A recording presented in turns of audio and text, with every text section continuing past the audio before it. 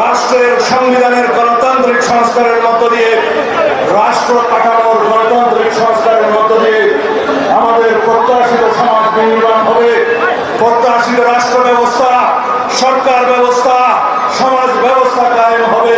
এইটাই হবে আজকের দিনের অঙ্গীকার, এইটাই হবে আমাদের আজকের দিনের শপথ।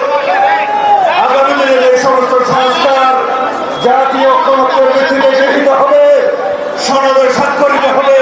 প্রত্যেকটি সংস্কার পরবর্তীতে নির্বাচিত জাতীয় সংসদের মাধ্যমে বাস্তবায়িত হবে। এটাই হবে একমাত্র বৈধ এবং সাংবিধানিক প্রক্রিয়া বাংলাদেশের সকল সংস্কার কার্যক্রম বাস্তবায়নের জন্য। আমরা সবাই অঙ্গীকারাবদ্ধ, এই বাংলাদেশ হবে এক নীতির বাংলাদেশ, সবার আগে বাংলাদেশ। আমাদের কোনো প্রভু থাকবে না বিদেশে, আমাদের বন্ধু থাকবে। এই বাংলাদেশ তাবেদার মুক্ত থাকবে। এই বাংলাদেশ স্বাধীন, সার্বভৌম, গণতান্ত্রিক রাষ্ট্র হিসাবে আমরা সকলেই মিলে ঐক্যবদ্ধভাবে প্রতিষ্ঠিত করব। এই ঐক্য হবে ফ্যাসিবাদ বিরোধী জাতীয় ঐক্য। আমাদের শক্তি হবে ফ্যাসিবাদ বিরোধী জাতীয় ঐক্য, আমাদের শক্তি।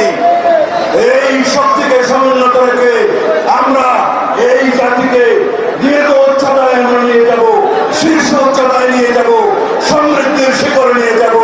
আমাদের শক্তি হবে আমাদের ঐক্য। ফ্যাসিবাদ বিরোধী সেই জাতীয় ঐক্যকে সামনে রেখে ইনশাআল্লাহ আমরা ঐক্যবদ্ধভাবে গণতন্ত্রের রাস্তায় হাঁটবো। আমরা সকল গণতান্ত্রিক শক্তির ভিতরে কোন বিভেদ চাই না।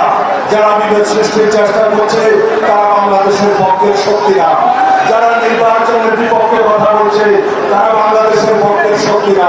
যারা ঐক্য ভঙ্গের চেষ্টা করছে তারা বাংলাদেশের পক্ষের শক্তি না। আমরা সকলেই বাংলাদেশের পক্ষের শক্তিকে সাথে নিয়ে, গণতন্ত্রের সকল পক্ষকে সাথে নিয়ে, সংস্কারের সাথে